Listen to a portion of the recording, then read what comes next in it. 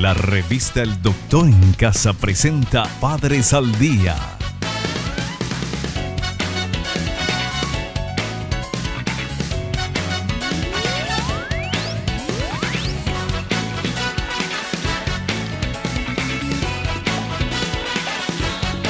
Con la conducción de Alicia González Rodas.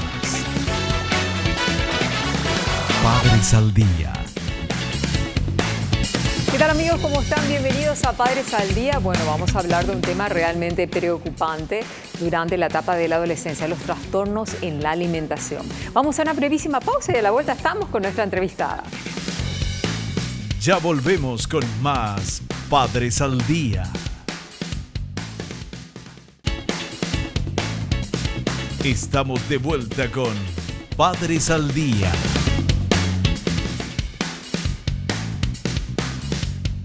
En Padres al Día damos la más cordial bienvenida a Valeria Fernández, ella es psicóloga clínica.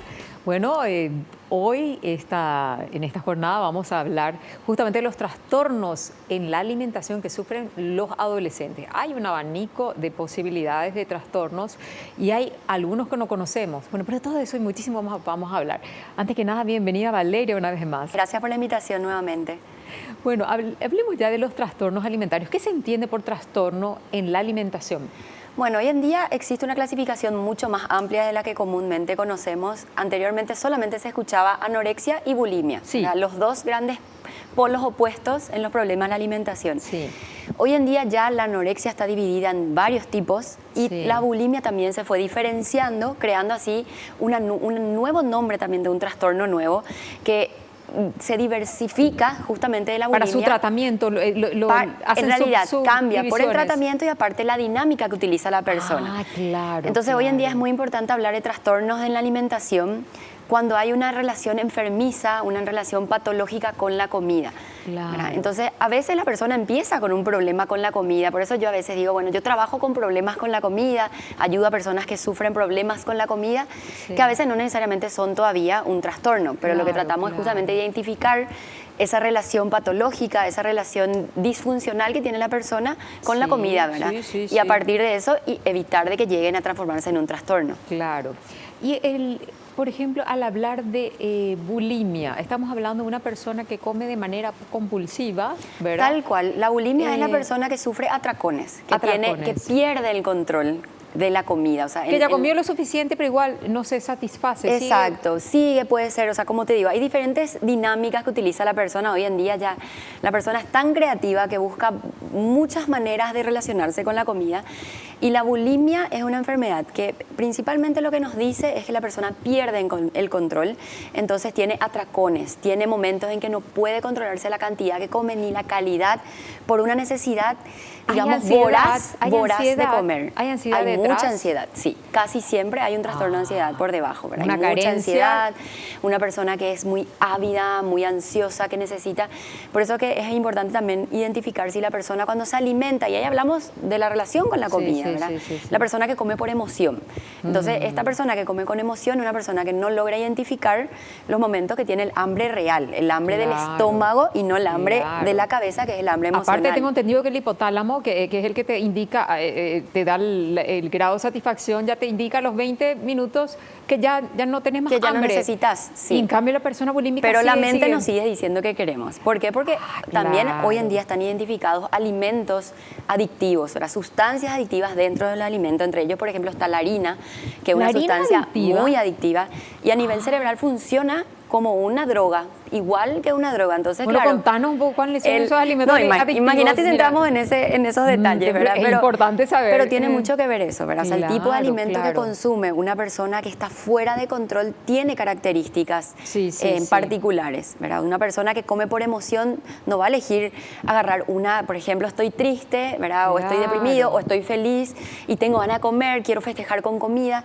Esa persona lo más probable es que no elija una ensalada para festejar o para calmar su ansiedad o para calmar su tristeza. Y más cuando la sociedad de consumo te pinta que las mujeres tienen que ser más o menos unas Barbies, los hombres tienen que ser fisicudos o tienen que tener, qué sé yo. Y ahí vamos al otro polo, ¿verdad? El tema de la anorexia. Pero ¿por qué no vamos a un material que preparó la producción del programa que habla justamente de los problemas de esos trastornos de alimentación que se suelen presentar durante la adolescencia? Veamos. Problemas de alimentación en la adolescencia. Los problemas alimenticios que usualmente experimenta el adolescente son resultado de depresiones, malos hábitos de nutrición y por el hecho de querer las comidas de moda. Pero aparte de esto, existen dos desórdenes psiquiátricos de la alimentación: la bulimia y la anorexia nerviosa, que actualmente están más presentes especialmente en las jóvenes. Y ese sobreexigirse, ¿verdad? Por estar espléndidas o espléndidos. ¿Estos trastornos se presentan más en hombres o en mujeres? Mayormente en mujeres, pero hoy en día está aumentando la cantidad de hombres con problemas de la alimentación, con trastornos. Antes era más, pero la diferencia era abismal, digamos, era un 90-10. Hoy en día estamos ya en un 70-30 más o menos de mujeres versus hombres. Los hombres también sufren de estos trastornos, porque sabemos hoy en día los hombres se están preocupando mucho más por el aspecto, se están cuidando más, sienten esa presión social que antes era principalmente para la mujer. Y más en la etapa de la adolescencia, cuando se le tiene que potenciar la autoestima, la etapa más vulnerable. Todo eso, ellos más bien quieren trabajar sus músculos o verse espléndidos. Y bueno. Y es la etapa difícil, ¿verdad? Porque los adolescentes, la etapa de cambio es la etapa más vulnerable, que los jóvenes están construyendo y esa identidad, están construyendo su personalidad. Entonces, bueno, en primer lugar, como decía el material, la presión de los demás, la presión del entorno, la presión de todo, ¿verdad? Los comerciales, las publicidades, los otros, los grupos, los ejemplos, ¿verdad? O sea, los hasta ídolos. Las ropas, vos te vas a una tienda y resulta que vienen ropas. Hay marcas que no tienen tamaños grandes. Que no vienen tamaños para piernas gruesas, por ejemplo, que vienen así. Entonces, hoy en día el tamaño S ya no es el mismo de hace 20 años atrás. El small es, digamos, para 20 años atrás sería un XX small más o menos. Claro, o sea, tal cual. Hay tanta presión a partir de todos los entornos, desde todos los ámbitos, que las adolescentes y los adolescentes sienten esta presión. Entonces es la etapa más difícil, ¿verdad? Porque ellos creen y se guían mucho por los ídolos, por los ejemplos, que no necesariamente es solamente en la casa. O sea, sabemos que los adolescentes dejan de mirar dentro de la casa, empiezan a mirar afuera y buscan su ídolo y sus ejemplos fuera. Y ven que la modelo que le gusta es flaca, que el actor que le gusta es musculoso, que la actriz que le gusta está bronceada y flaca, que está toda marcada. Entonces empiezan a hacer sus estándares de belleza, de ejemplo. Lo mismo las deportistas, ¿verdad? Entonces son mensajes muy fuertes que reciben los jóvenes y lo toman como propio. Y es ahí el momento donde ellos pueden empezar a tener ciertas conductas extremas. Los padres tienen que estar atentos, ¿verdad? Sí. Para fomentar la autoestima y ver hasta qué punto son un trastorno que merezcan ya una atención más multidisciplinaria. Intervenir antes, ¿verdad? Claro. O sea, ya viendo señales pequeños, saber cómo el joven se relaciona con la comida, ¿verdad? Cómo se manifiesta, sus comentarios. A lo mejor todavía no llega a ser un trastorno, pero están en ese camino riesgoso. Por ahí no llegan, pero están en un camino riesgoso. Y muy importante, cuando hablamos de trastorno de la alimentación en adolescentes, el punto más importante, aparte de toda esa presión social que es muy difícil de controlar, o sea, es imposible de controlar, es el ambiente familiar, ¿verdad? Entonces, después cuando lleguemos a la parte de tratamiento vamos a hablar de eso, pero la influencia que tiene la familia desde chiquititos es lo que marca realmente lo que el joven va a decidir finalmente cuando llegue a la etapa de la adolescencia. ¿Qué pasa con padres obesos, por ejemplo? Bueno, las cosas así fuertes para los jóvenes son los ejemplos, digamos, siempre cuando estamos en terapia, una cosa que se cuestiona es, a ver, en la familia, ¿cómo es el tema de la comida? A ver, si hay una mamá que siempre está a dieta, si hay un papá que es obeso, si hay una mamá o un papá deportista, si hay una persona dentro de la familia que es una figura pública, que es actor, que es actriz, que es modelo, que es deportista, todos esos son indicadores. O de repente pasaron necesidades económicas y de repente están bien y se quiere comer todo el mundo, de repente porque tuvo carencia. O lo contrario, ¿verdad? O sea, por ejemplo, el caso de un hermanito que nace con una intolerancia alimentaria, ¿verdad? Entonces no puede comer ciertas cosas y toda la familia entonces se pone en campaña por, bueno, vamos a tratar de comer todos por igual, ¿verdad? Y son situaciones, en equipo. Son situaciones que marcan, ¿verdad? Y que tal vez de chiquitito no nos damos cuenta, pero ya de grandes recién uno se da cuenta, esto era así en mi familia. Me interesa mucho ese tema que tocaste, bueno, los dos trastornos principales, los dos pilares, bulimia y anorexia. La producción de Padres al Día preparó un material al respecto. Vamos a ver y luego vamos a ver esos subtipos otra vez de anorexia y bulimia para poder distinguir y ver qué tratamientos son los apropiados y que la gente se informe un poquitito más y esté atenta también respecto de sus adolescentes y niños, porque también se presenta en la niñez, ¿verdad? Sí. Veamos. la anorexia nerviosa y la bulimia. La joven con anorexia nerviosa es típicamente una perfeccionista. En su mente tiene la firme creencia irracional que está gruesa, inclusive cuando pierde mucho peso y se pone muy delgada. Esta persona siente la necesidad de tener un control de su propia vida, experimentando este control solo cuando niega la demanda de que su cuerpo necesita de comida. En la bulimia, la persona ingiere grandes cantidades de comida de altas calorías y luego se purga de estas calorías vomitando o usando laxantes.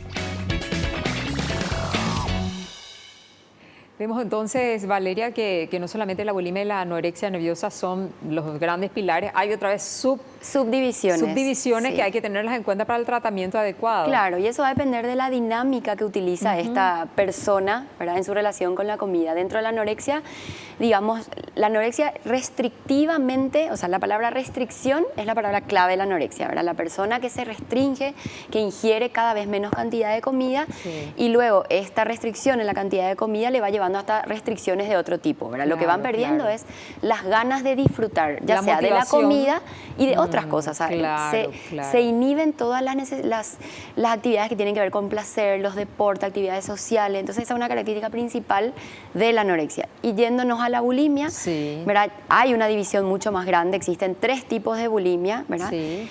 Pero lo que quiero diferenciar es cuando hablamos de una persona que come atracones, porque finalmente la bulimia es la persona que ingiere grandes cantidades de comida, no necesariamente una persona con bulimia vomita después, ¿verdad? Claro. Cuando la persona utiliza la conducta de eliminación como el vómito, estamos hablando ya de otro tipo de trastorno que hoy en día tiene otro nombre que ya lo llamamos de una manera distinta, que está fuera de la bulimia, que se llama vomiting. De la palabra vómito, vomiting, una palabra en inglés. Claro, ¿verdad? sí.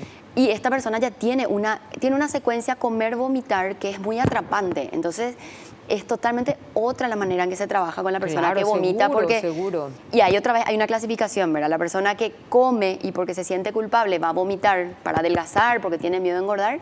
O la persona que come demasiado porque le gusta después ir a vomitar. O sea, fíjate. Porque encuentra placer. Esa es la palabra. Sin embargo, en cambio, el que vomita porque tiene miedo a engordar, o sea, ahí ya hay una clasificación otra vez dentro. Evidentemente que es un trastorno porque no es nada agradable vomitar. No es nada agradable. O sea, pero la persona encuentra el placer en esa secuencia, como vomito, pero no es la vomito. única forma.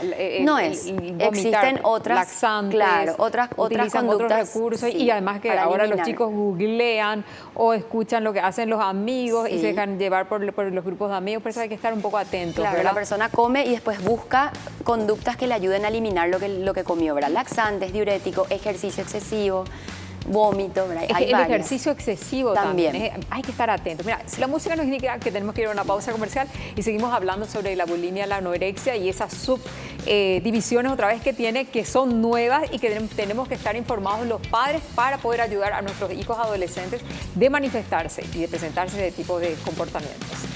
Ya regresamos. Ya volvemos con más Padres al Día. Estamos de vuelta con Padres al Día.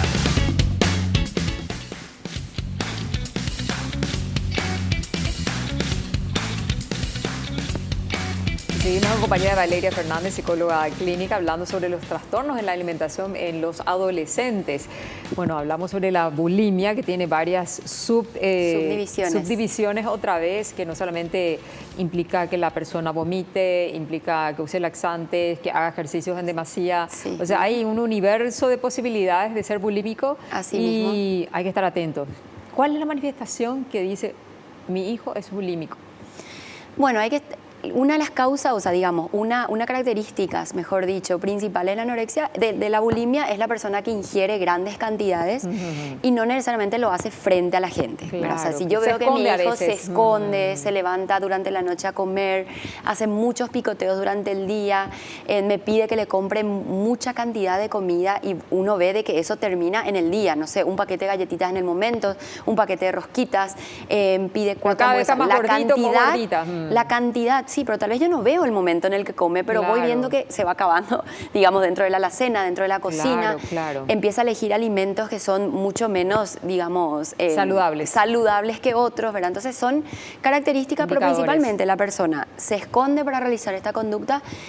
Y también una característica que está dentro de otra clasificación de la bulimia es que la persona, por ejemplo, tiene momentos de atracones donde come sin control y después como se siente obsesivamente y pasa un segundo momento, muchísimo en ese momento. pasa un segundo momento que hay tanta culpa que vive a dieta. Entonces esa es otra clasificación que es el bulímico yo le llamamos, que va entre días de atracones y días de dieta, ¿verdad? Entonces, y logra hacer un ayuno, por ejemplo, perfecto, ¿verdad? O sea, logra hacer una dieta perfecta, baja de peso y luego no mantiene, porque los dos extremos le hacen perder el control. Igual, como uno le ayuda a su hijo, sí, lo primero que te dice, no te metas mis cosas, porque está en la adolescencia y ellos quieren su espacio y no, yo sé cómo administrar mis cosas. Y eso es una pregunta importante, ¿verdad? O sea, el trabajo con los adolescentes y con los niños, ¿verdad? Porque hoy en día estos trastornos empiezan desde mucho antes, Sí, ¿verdad? sí.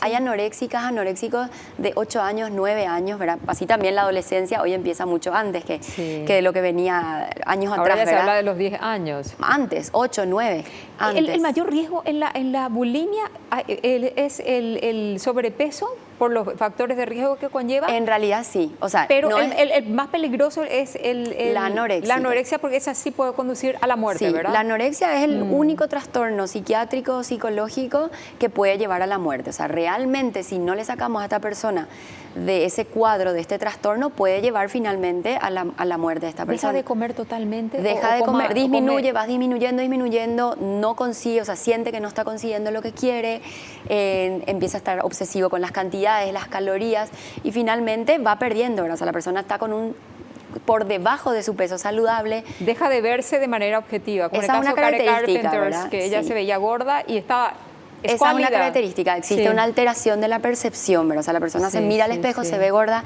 mira sus piernas, ve ella que está gorda, por más que todos les dicen, no, pero estás bien, esa persona se ve gorda, se ve con sobrepeso y es como que nunca se siente conforme con su propio cuerpo. Bueno, ya sabemos cómo detectar entonces cuando estamos ante estos trastornos alimentarios. Sí. Ahora vamos a ver los tratamientos a través de este material que preparó la producción de Padres al Día.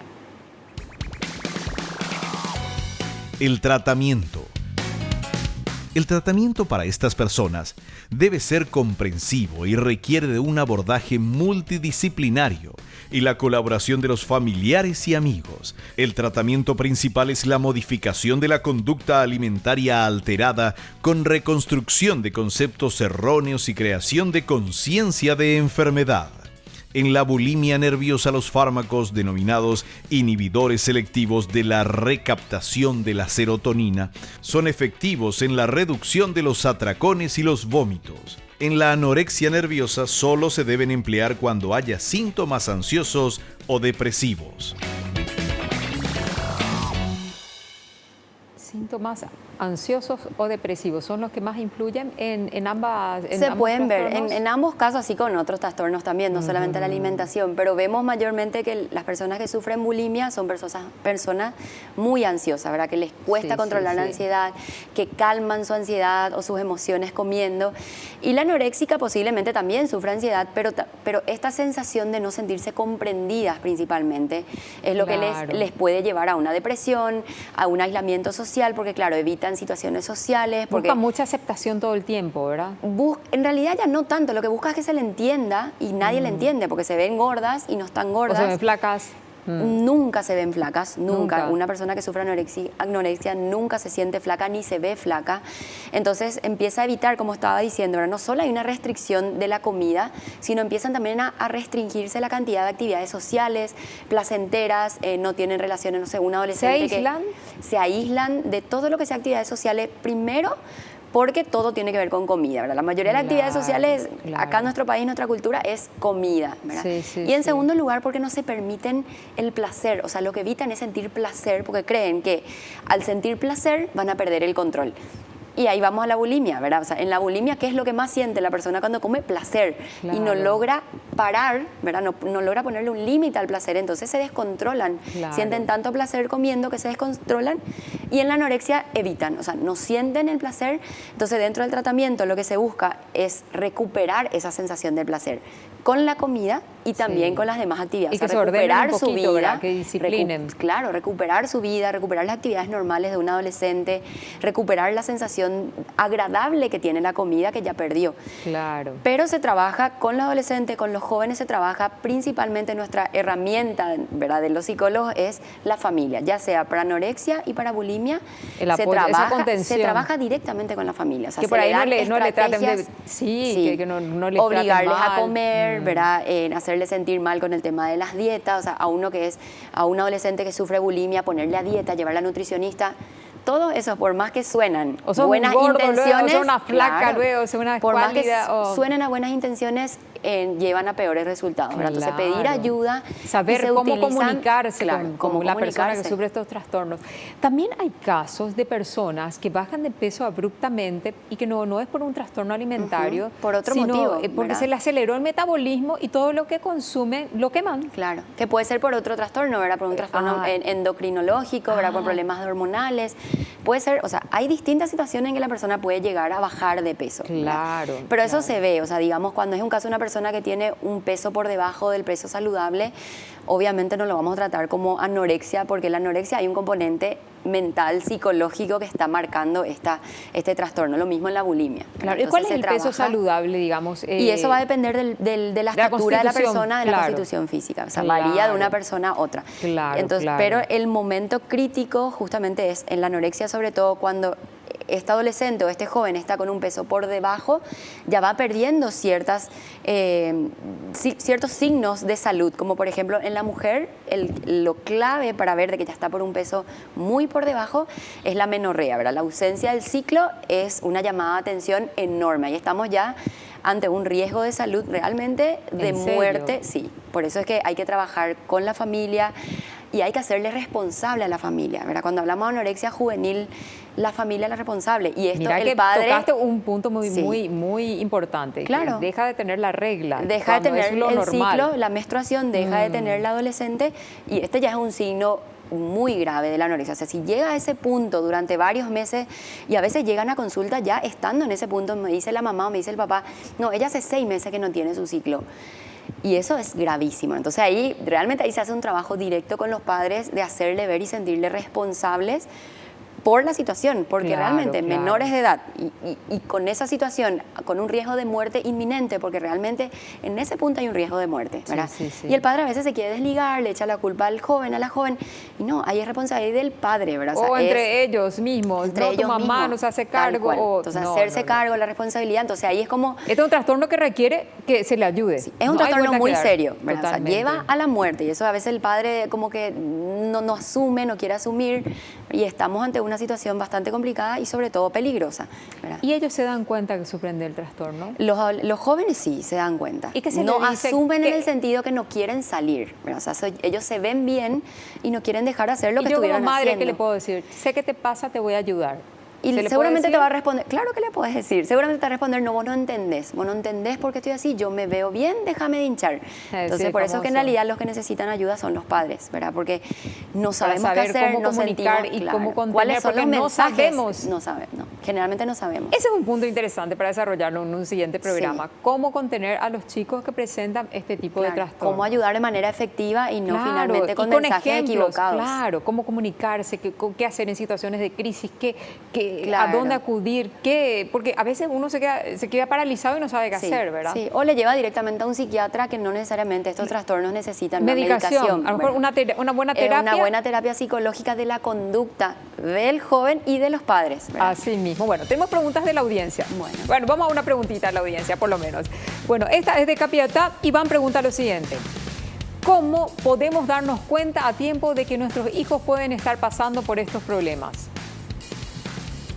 Como decíamos anteriormente, hay ciertas conductas que son diferentes a las habituales, ¿verdad? Sí. Un chico y podemos hablar de los extremos, de bulimia, anorexia, un chico que come cantidades excesivas de comida, una persona que come muy limitadamente en la mesa, encontrar de repente señales, no sé, encuentro restos de lo que estaba en el plato en el basurero, Otras características también son el chico que practica excesiva cantidad de horas ejercicios. Que tiene sentimiento de culpa, evidentemente, y por eso se está reventando en el gimnasio. No sabemos qué está haciendo a escondidas, pero son señales visibles, ¿verdad? El control de las calorías, el ejercicio. Sí. Bueno, la música nos indica que llegamos al final del programa. Qué rápido se pasó. Que hay mucho por hablar. Yo creo que este tema da para 2 programas más. Por lo menos. Valeria Fernández, un placer como siempre tenerte, ya una destacada psicóloga clínica de Paraguay. Y bueno, estos tips nos ayudaron un montón para descubrir que no solamente la anorexia y la bulimia son los trastornos alimentarios en los niños y adolescentes. Hay un montón de otras clasificaciones que debemos ahondar e informarnos más los padres. Bueno, así cerramos otra edición más de Padres al Día. Hasta un próximo encuentro.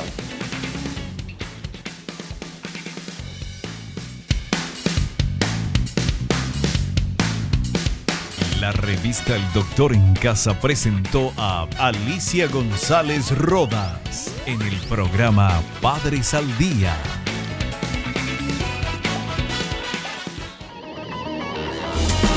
Fue una realización de Alicante.